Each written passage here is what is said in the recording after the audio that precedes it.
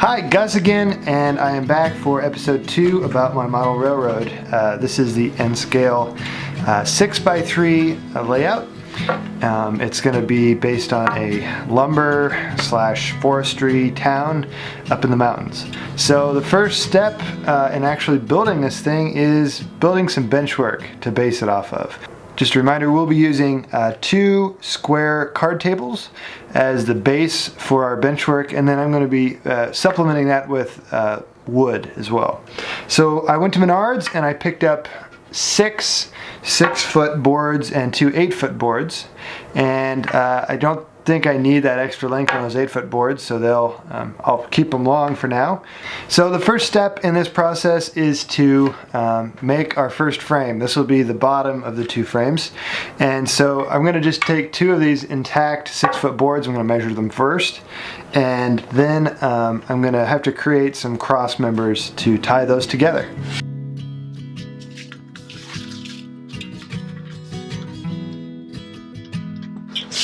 And like I was worried, we are about an 1/8 long, something like that. So I am going to bring these down to, and that one's about a 1/16 long.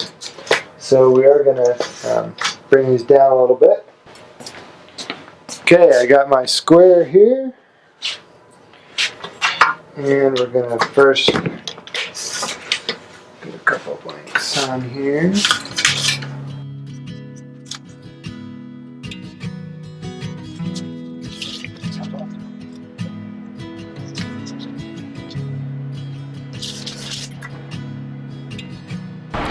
Alright, now I'm ready to go ahead and trim up my boards and get them down to the 6-foot lengths that I want them to be. My dad stores his miter saw kind of in this configuration to allow access in this tight spot here. So you always have to set it to 0, but it can be hard to make sure that you're actually on 0. So one thing I do a lot of the time if I want to double check and make sure everything's square, and I'm going to get a square cut. So go ahead and bring down the blade and slide in my angle here, making sure to blow away any sawdust that might have accumulated. Just make sure that we're getting a nice square cut and that we're not off at all. And my dad unfortunately has a little bit of tape here, which is causing us it's looking square enough, I think, for our purposes here today. So we're going to go ahead and find the portion of this that's going to get cut, which is right here. One of the nice features of this saw is that it does have this table. Oh my gosh, you would not believe it. My board is actually hitting the wall, which probably isn't a good thing. If you look down there, it is actually touching the wall right there. But good thing is that just happens to be the exact length I need to work here, which is quite ironic. So I'm going to go ahead and get the extra sliced off here, and I'll be back in a moment.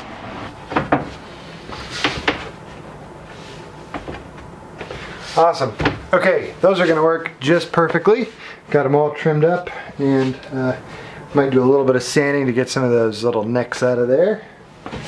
And so I've got my 2 long pieces for the the long part of the frame complete. Now I need to cut a couple 3-foot segments that will join these 2 together.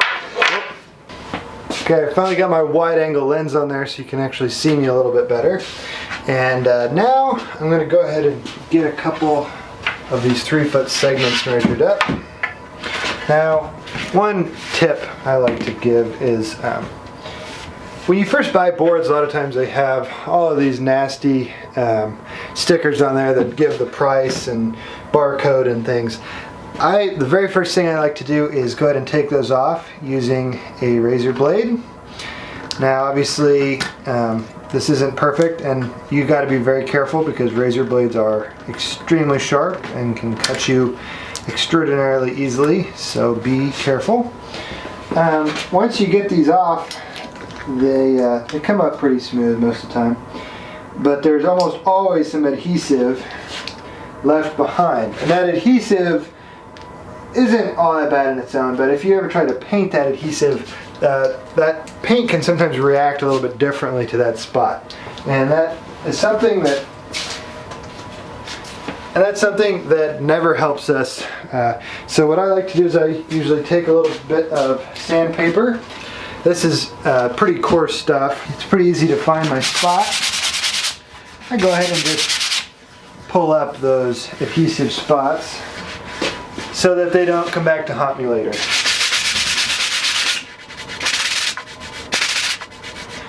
Now, if we were doing really fine woodworking, we'd probably go back and sand this again with some finer stuff, not to mention try to get a smoother finish than what these boards already have. But since we're just building a railroad, we're not going to take it to that detail. All right, I'm going to go ahead and pull off these other stickers and we'll get measuring. Well, I have gone back and forth a little bit. Like I said, I'm not a pro woodworker. Sometimes it takes me a little bit to figure things out. So originally I had measured this 3-foot board as 3 feet, and then I got to thinking about it. I do not need a 3-foot board here because I get some of the width I need from the width of the length boards. So what I'm going to do is I'm going to come in here, just get rid of my previous line. So you probably already know this, but boards are a little bit deceiving in that the board might be called a 1x3, which is what this is called, but it is not technically 1x3. This guy here is actually, instead of being 1 inch thick, he is 3/4 thick. And instead of being 3 inches wide, he is 2.5 inches wide. So these are things you got to think about when you're buying wood and when you're planning out your process. Now thankfully, since this isn't quite my first rodeo, I did know that the width of these boards is not as advertised. So let's see, so we said it was 3/4 of an inch wide, right? So if we multiply that times 2, because we've got 2 length boards, that gets us to 1.5 inches. So that means instead of needing 36 inches of width, we only need, let's see, 33.5 inches? Does that sound right? No, 34.5 inches. So let's try this again. 34.5 inches.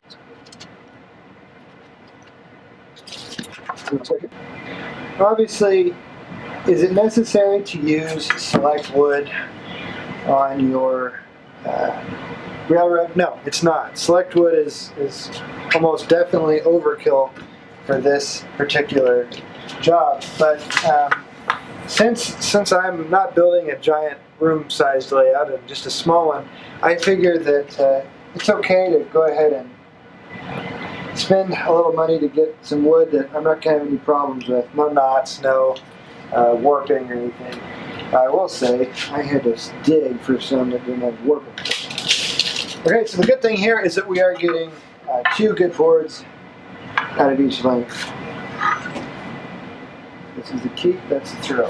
Alright, I'm going to go ahead and measure up one more board here, and then I'm going to take it over to the miter saw and get it cut. Alright, just like that, I've got my 2 6-foot boards cut and my 3 34.5 inch cross members ready. So now I'm going to attach these boards so we get our first frame and we are ready to proceed. So I'm going to get right on that. I've struggled my entire life to fix boards together well, and I saw a YouTube video a while back about the Kreg jig here. This is a Kreg jig. This helps you create some nice pockets and really fasten 2 boards together cleanly, very easily. So I'm going to use that on our shorter segments here, these 3-foot segments. So we'll drill holes through this, and then we'll come back, and when we're ready to attach to the actual boards over there, and we'll put screws through here and glue obviously, and attach it to the length boards. So for right now, all we need to do is just line up a couple of these holes here. I believe for this material thickness, we are supposed to use A and B here. So I just attach it in there. I'm sure there's a much better guide in how to set this jig up and use it out there on YouTube. Someday maybe I'll make a video if I get the urge.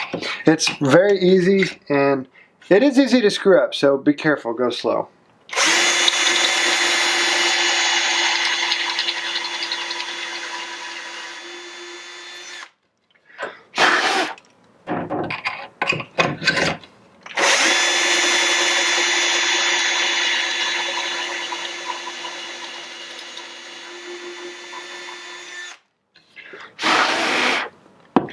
Okay, so I've got one side drilled.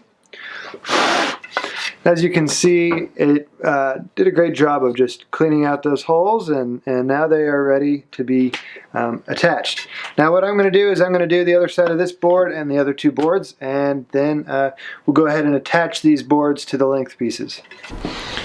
Alright, now the next step, it may be obvious, and that is we are going to go ahead and draw some guides onto our length boards to help us really line up our width boards so that they are in the correct spot.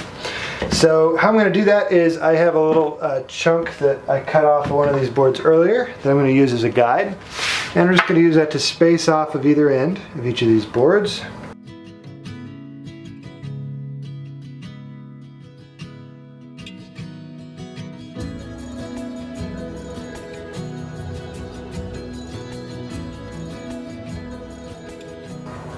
So, one board down, I'm going to get the other board marked, and then we'll get gluing and nailing.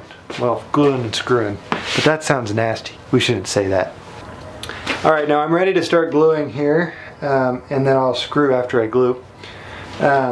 What I've done is I've got two corner clamps, and they're facing opposite directions, so we're really nice and square. And I'm obviously starting with the middle one just because it's a little bit more complicated than the outside ones, and I just want to make sure I get it right.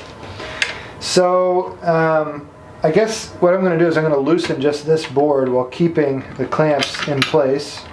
That'll allow me to pull out, oops, going the wrong way, this board, and then I can put some glue on the bottom of it here. Now, I don't have any actual wood glue, but I do have a little bit of Elmer's here, which I think Elmer's will satisfy our requirements, hopefully for today, just fine. And, okay, probably not a good idea to work on this surface. I'm gonna get my jigs. See, I'm learning lessons already. I'm learning what was a bad idea. Okay, the good thing is, I do have it in place, and I can go ahead and tighten up my clamps again. Now I do have one clamp here that is in the way, and that's gonna cause me some minor issues, but I think I can fix that in a jiffy. So, I'm going to turn this around now so you can see the other side. And here we've got our two pocket screws. I may have to switch lenses for you to see that well. Right in there are two holes for my screws to go in. Now, I'm going to have some issues with one of these clamps and its positioning, but I'm going to figure that out as we go here.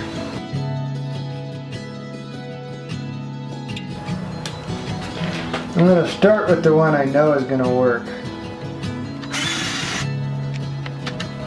Do I have the right size? Yeah, I definitely do not have the right size drill bit.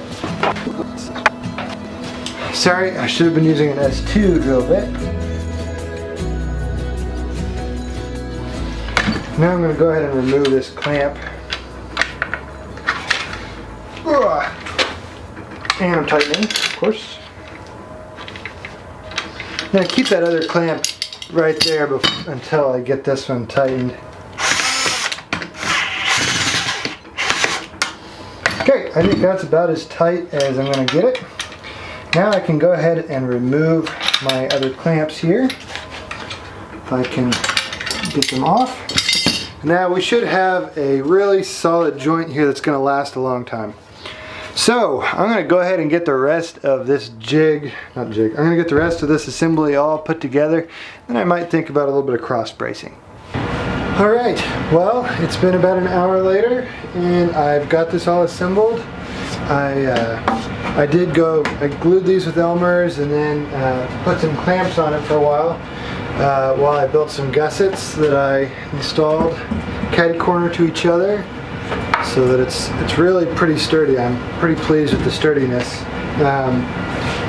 It is fun too because I was able to test fit it over my tables here, and it's got plenty of wiggle room, which is something I was kind of hoping for. I don't want it too tight on these tables, but I did take a level to it to see how level this is, and it's not very level, but after I was looking at it, there's 3 different patches of concrete that these 2 tables are sitting on, so I'm going to blame some of it on that.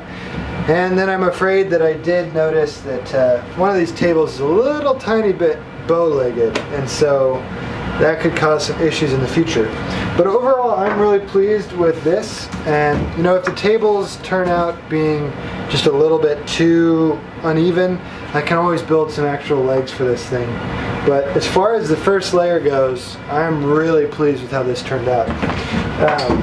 That's about it for today, but moving forward, the next step here is going to be taking this whole design up a level, and that's going to be a little bit interesting, but we're going to figure it out. And I'm not entirely sure what I'm going to do and how I'm going to do it, but I may have to remove some of these gussets and move them around to really make things work.